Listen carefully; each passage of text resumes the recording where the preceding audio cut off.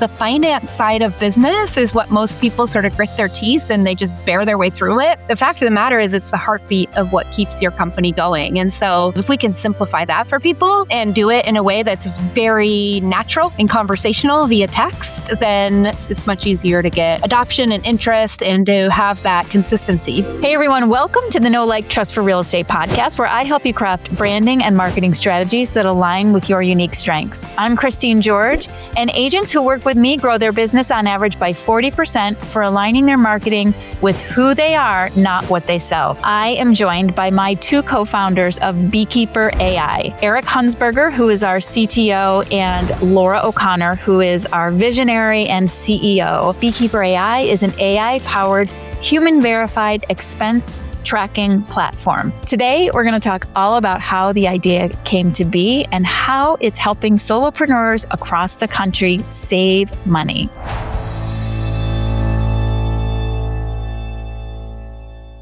All right, today is a really special show. We're talking about Beekeeper here today. Most sort of startup conversations are usually around something that has already been built and out there and successful and all the trials and tribulations that the founders have gone through. But today is a little bit different. Today, I'm with my co-founders from BKeeperAI, Laura O'Connor and Eric Hunsberger, and we are in the midst of launching our product. And so we're going to talk about how we've gotten to this point and some of the struggles and the challenges we've had, as well as some of the some of the successes. So Laura, let's start with you. I would love for you to tell our listeners what BKeeperAI is, but more importantly, where did the idea actually come from? Yeah, I mean, simplest terms, it is a way for solopreneurs, field-based workers to better manage their expenses. What I kept hearing, and I'm sure that you've heard this as well, given that you're solopreneurs and have worked in that space around tax time, is that people were spending hours and days and long weekends trying to gather all of their receipts and try to remember what the expense was for so they could get it over to their CPA. Some people just dump a box of receipts off and say, have at it. And so there's a lot of challenges wrapped up in all that. One, people aren't maximizing their deductions. Two, they're overpaid. Have tax or CPA professionals try and sort it all out for them. It's a massive headache. And if they're spending weeks trying to sort through last year's expenses and not out rounding up or servicing existing clients, then it's lost time, it's lost money, it's lost deductions. It's a big problem. And it's the piece that I think gives most solopreneurs, real estate agents, other field-based like construction personnel, people like that, hives when they start thinking about it. So we wanted to create something that was... Wait, that's actually pretty funny. Hives. Yeah. That was not intentional. I'm not that funny. But no, I'll use it every time I can. That was it in a nutshell. It's just trying to solve a problem that isn't being solved well today. And if we can make it even a little bit enjoyable and make it feel like they have a real human support, which is something that's lacking today, then even better, right? So that's our major differentiator, right? Is the human support, which we'll get into. But like when you came to me, at least, and I'm sure with Eric too, the idea really was around texting without a platform. That I feel like was your visionary idea. Can you talk about that? Yeah, but I mean, I guess anybody who's watching this, I encourage them to pull up their phone and just start flipping through how many apps they have on there. That in addition to how many different passwords we're all trying to remember, it's a shift back to what is simple and easy, right? So if you have a best friend or somebody you're trying to coordinate with for a dinner party on the weekend, you don't go to an app to do that. You don't typically do it over email. You do it over text. So what is the easiest way to stay connected for those things that are really important? And we're in business to make money, right? You have to spend money to make money. You have to manage your expenses. The finance side of business is what most people sort of grit their teeth and they just bear their way through it. But the fact of the matter is it's the heartbeat of what keeps your company going. And so if we can simplify that for people and do it in a way that's very natural and conversational via text, then, it's much easier to get adoption and interest and to have that consistency. Our competitors have, significant 70% drop-off rates, and it's because they don't have that personalization. People get stuck on something or they forget, or all of a sudden it just becomes like, oh, it's been 3 months, why bother? So we wanted to change that. So Eric is our CTO.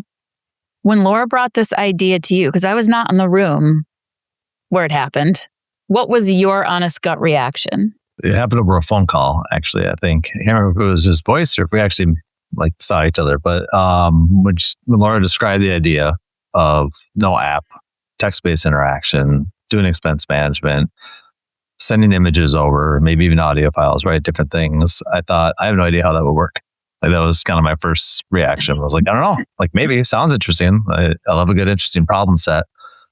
So that's when I went and did a small POC, right? I was like, I can't, as a technologist, I can't say it won't work until I've actually tried it and taken a look at it. So I did a little POC and started to, can I text myself, right? That was kind of a weird thing, texting with yourself. And then can I send images to myself? And then what happens when that image comes through? And pretty quickly it became apparent that, yeah, you could do it. And I think that was over the course of 6-8 weeks, that POC, Laura, just trying to kind of validate it, at least at that base level. Is it even possible? Yeah, my first reaction was, I don't know. So then I did what I usually do, and I went and tried it. That's awesome. And so once you validated it and you realized it could happen, what happened then? I think I drove Laura nuts by saying, try this, try that, try this, text this number. What does it get back to you, right? Because I was I don't know, I was super interested in it. And then it pretty quickly turned into a whole set of interesting problems. These are text messages. What do you do about this? What do you do about that, right? And then I think the three of us kind of converged shortly thereafter. And that's when we really defined, what did we want to go do? And at one point you said, this was never on my bingo card. What did you mean about that when you said that? Well, that's a little bit more about the AI development of it, right? So, we talk about human backed with AI. That is how the product works, but how the product is built was also with AI and coding through AI and whatnot. And I had never, that was not my bingo card to learn, right? I'm I don't know, I think I know how AI works. And that's been a complete journey in terms of how do you build something using agents to build it, and how do you have them handle the whole problem set? That became very, very interesting. That continues for me today, kind of in all aspects of my work. So the other way I would answer the not on my bingo card too was working with text messages wasn't necessarily on my bingo card either, right? For the year. That wasn't something that I expected to have to tackle, was all the different problem sets that come with how do you handle text messages that can do whatever they want, whenever they want, right? They follow no rules at all. Yeah. So what surprised you about that work? Honestly, it kind of reminded me of way back to when Netflix started and streaming services, and the fact that there's a protocol called UDP, right? And you just trust that it shows up. No idea which way it's going to take, how it's going to get there. You just have to trust them. And it does show up. You got to figure out how to deal with it. That's a very interesting, if you're a technologist, it's a super interesting problem set to have, is taking messages whenever they show up and then dealing with them and making it consistent after the fact. That is super interesting. This is for both of you. What's a decision that we debated seriously that maybe our listeners here on the No Like Trust Pod would be surprised about? I think the tone, right? How there's the Duolingo side of things where it's very cheeky and very playful, very cartoonish. Do we lean that way, or is finance and expenses and things that will go to your CPA require a more formal or professional tone? And so, having our pilot group weigh in on that, I think was helpful, but we spent a lot more time than I think people would expect just working through what that tone would look like out of the gate. I agree. I hadn't thought about that until you just said it. I think at one point, we're going to give them each character personalities and get people to choose which character. I don't think we decided not to do that, but there was definitely, do you want a happy tone, or do you want a firm tone, or do you want a goofy tone, or a friendly tone, or somebody who's a little bit more like a sergeant who's going to make you accountable? And if I remember right, we kind of got different answers across the board when we asked that question. Well, I think the most interesting thing was that we picked a tone that was sort of, we felt bridging all of those a little bit, but our users interpret it differently. One user would look at it and say, too aggressive, and somebody else would say too playful. So like, it's also a big part of like how they're interpreting. Yeah, I was going to say that would be the tone, I think, is the one I would land on too. And that's still evolving, right? In terms of how we think about that. And we have like different types of tones, but yeah, it's very nuanced, right? But we do not have the Joel Sargent tone. I'm kind of interested in that one now. We should go build that. We had this sort of simple mechanic snap text done.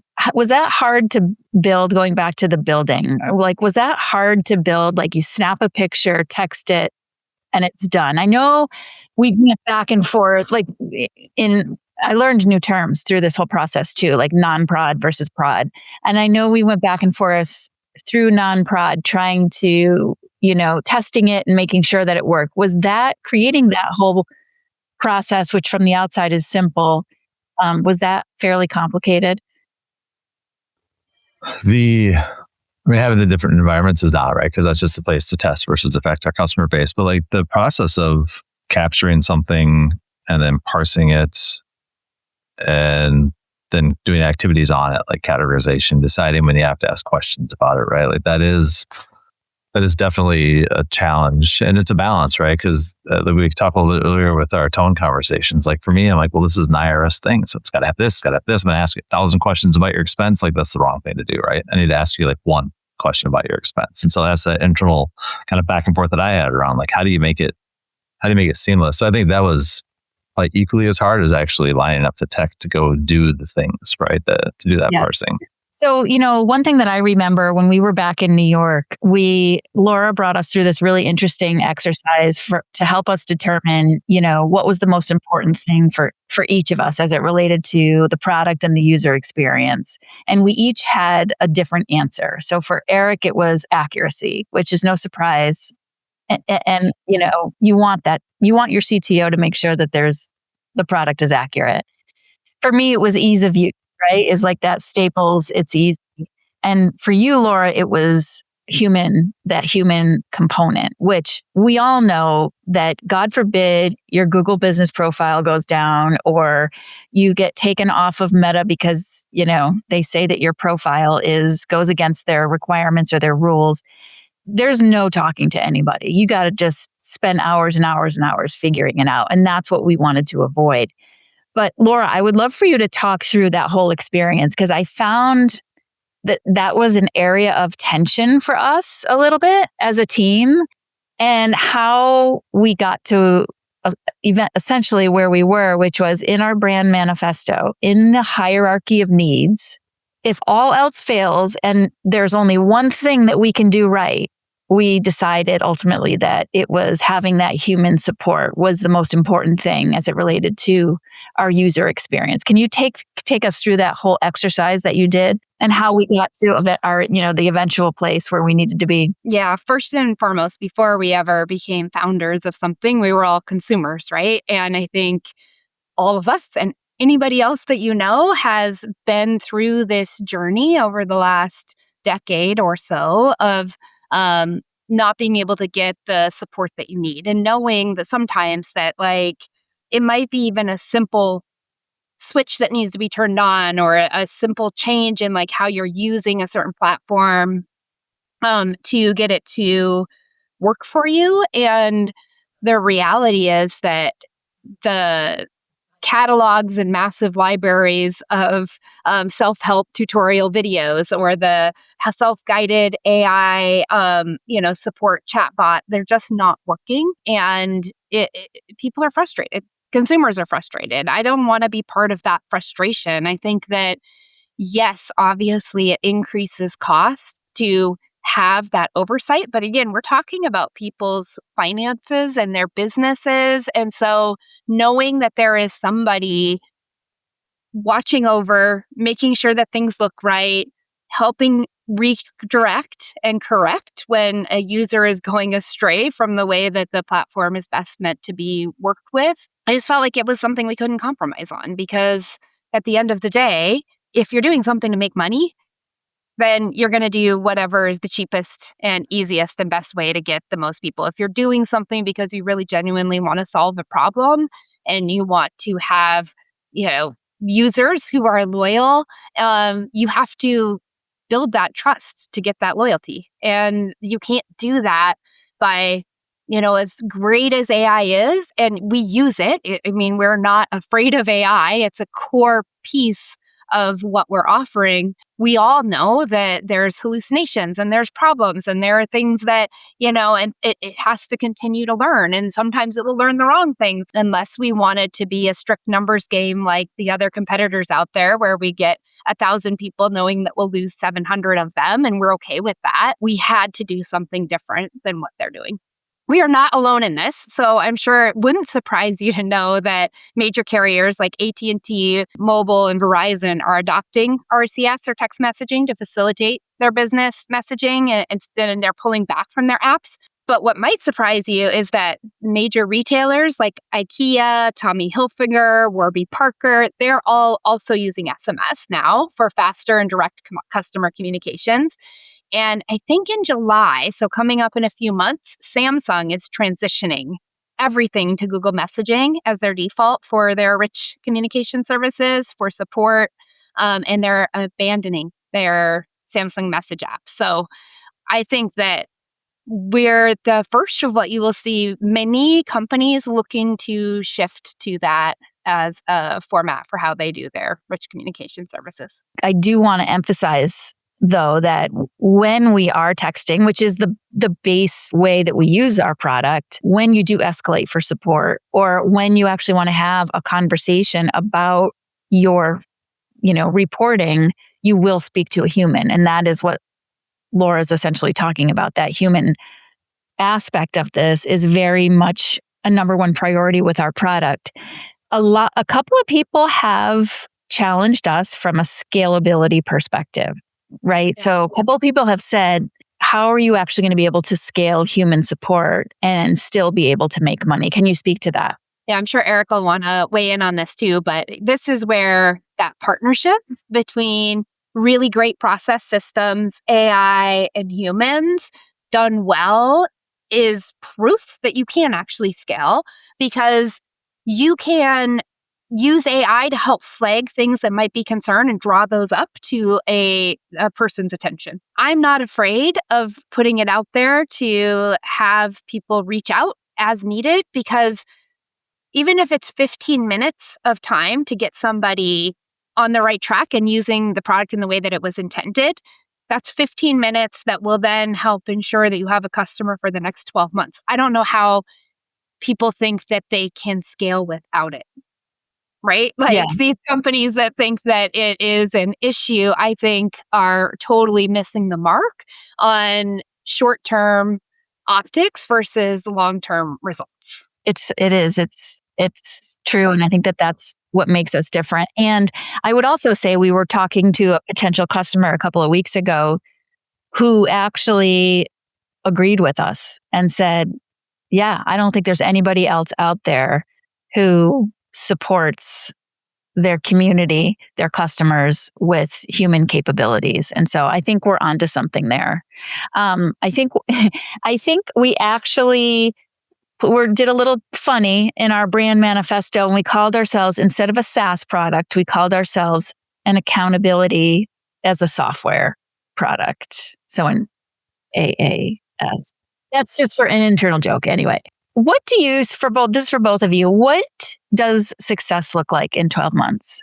For me, right, success is people who are less stressed about their taxes, that have an accurate, easy experience, that it's made their life better in terms of what it means to focus on their business and not have to think about what about that expense? What about this, right? I think that we help them build muscles and they are happy about it. And even for myself, when it comes tax time, I would like to be happy about it too. That's what I think success looks like for me.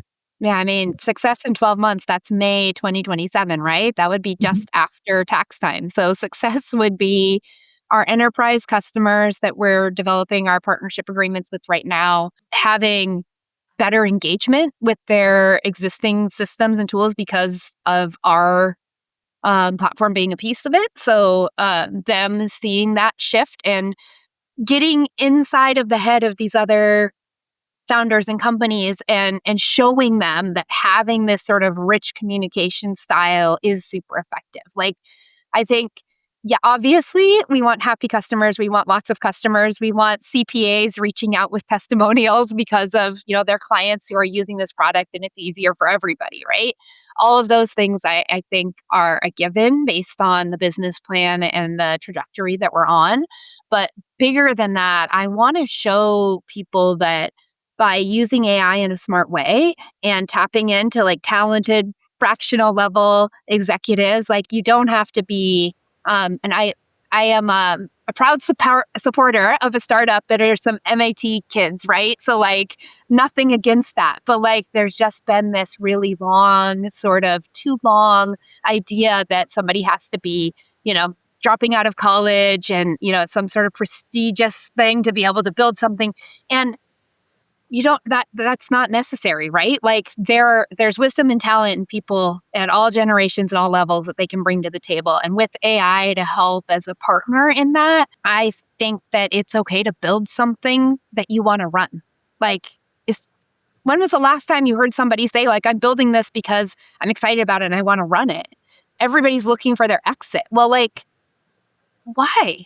If you really like what you're doing and you like your customer and you're proud of what you're doing, then why is there this rush to exit? So I think I've got some bigger sort of maybe societal level things that I think we could be having an opportunity to impact and change the way people think.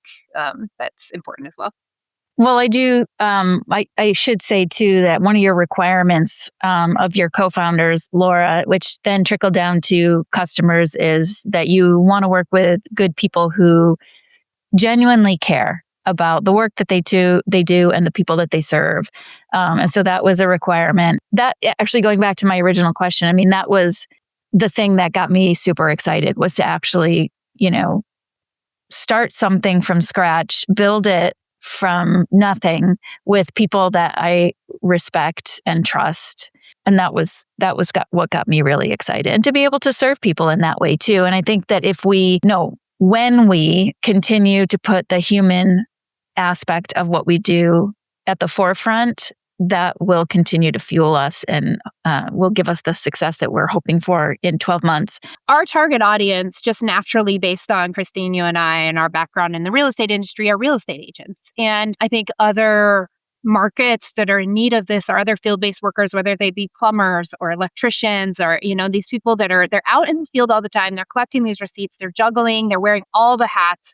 And to me, that's like America, right? Like that is Main Street. It is the solopreneurs, the mom and pop shops. Like they're the ones that most people don't pay attention to, but it's, what I grew up with in rural Montana was all small mom and pop shops. And I know how hard these people who are solopreneurs work. I know that they're trying to figure out all of the legality and nuances and all these other things. And so it really is about, to me, playing a part in part of that fabric of what makes America great, which is, the startups and all of those things. And so that's where I get really excited. Well, that's the soul of America, right? The small business owner. Yeah, that's really beautiful. Eric, do you want to? I don't know if I can add to that, honestly. I don't know. I don't know what else I can say on top of that. I will. Okay. So one of the things I was, I'm not a lover of conflict. When I was thinking through this, I'm like, we should really talk about, some tension points that we've had. And we haven't really had a lot of them. We have had like a few, but none that were like crazy. But I will point out one that Eric is like the most patient, kind, and generous human being that I have ever worked with. Mm-hmm. Laura and I just talk nonstop. And I swear to God, and everything is on Zoom because we're in all parts of the United States. And I have seen Eric start to talk and either I interrupt him or Laura interrupts him, and he just quietly I'm a serial takes- interrupter. I just had to do that so I could interrupt you. Wait. You are amazing, Eric. And I'm sure you've wanted to kill both of us before. Nope, not once, not at all. I appreciate that. It's very kind. I just, like you said, like we came together to do something great, and I'm excited about that. And like oftentimes, like this is all good information. When you two are talking, like it's good ideas you're passing around, and I'm over here thinking about like, all right, like how do I build that? How do I not build that? Right? Maybe it's not the thing that we should build right now. So I think we work well together. That triangle you described too of like security, self-assurance, ease, and human, like that's just a healthy tension triangle. There's nothing bad about it. That's what makes it the great product that it is and the great team that it is. I love tension. I don't love conflict, but I love tension. And I think that, I do, because I think that that's where things get better, right? So like each time, whether it's, you, Christine, or you, Eric, who's like, I don't know, or like, have you thought about this? I'm like, oh, thank goodness, right? Like I'm working with like thinking, intelligent people who have their own opinions and their own views. Like otherwise you do it, pay for somebody and do it on your own, whatever, right? Like that's really what makes a great partnership and makes a great company is when you have co-founders who are willing and able to voice their own opinion and challenge, thinking. And sometimes it's exciting to just be like, oh my gosh, yay, we're all on the same page. Let's go. But I almost like it better when we have that tension, because then I feel like, it's 1 + 1 + 1 doesn't equal 3. It's like equals 6 because we're growing off of each other's knowledge and past experiences and things that have went wrong. And so, yeah, I like that. I agree. Tension over conflict every time. Absolutely. I love that. I never heard of that before. Tension over conflict. That's great. One of the first things we did after we launched, well, this has been sort of going on. One of the things that I think Laura and I have very deep, wide relationships in the real estate space. And that has been sort of our low-hanging fruit in terms of leaning into those relationships to potentially bring in new clients. I'm just going to close this with one last question to the both of you. What do you wish someone had told you 3 months ago before we got into the middle of building all of this? That I should have started 3 months sooner. Like I always want an extra 90 days, but these things take time. Building something great takes time, and some things can't be rushed. I don't know. I'm happy with where we're at and where we're headed. And I know we've got the right team, and we've had excellent pilot people to, give us feedback. And I'm feeling pretty confident. Yeah, for me, technology-wise, I would love to have known, which is almost an impossible thing to know. It's about AI. It's obviously where I'm headed. But I would have loved to have known the different ways that you could build and the tool set, right, as a technologist that you could use to build, because it just keeps changing. It just keeps getting better. And knowing where it was headed 3 months ago to adopt it immediately instead of 3 months after when everyone else has already adopted it, that would have been brilliant. But that's all right. Now we know. And it's going to change tomorrow. Probably just change just now. So now I got to go learn. I wish we knew what we don't know in 3 months. I wish we had a heads up for where AI is going to be 3 months from now so we could get a head start on it. I love both of you. I'm super excited about the launch of our business. For those of you who are listening, check out BKeeperAI.com. Go ahead and sign up today. We would love to have you. We would love to get your feedback on the product. We also are integrating with Plaid here in the next month or so. So by the time you listen to this, we may already be there. So you'll be able to connect your credit cards and or your bank account and see sort of your full view of your expenses. So yes, the letter B, KeePerai.com. Thanks so much for listening. If you loved this conversation, we would love it if you share it with a friend. Make sure to visit BKeeperAI.com and sign up for your solopreneur expense tracking platform. Sign up for the Sunbeam at postandbeamcreative.com. Make sure to click that subscribe button if you're watching us on YouTube, and follow if you're listening on your favorite app. I'm Christine George, and you're listening to Know Like Trust for Real Estate.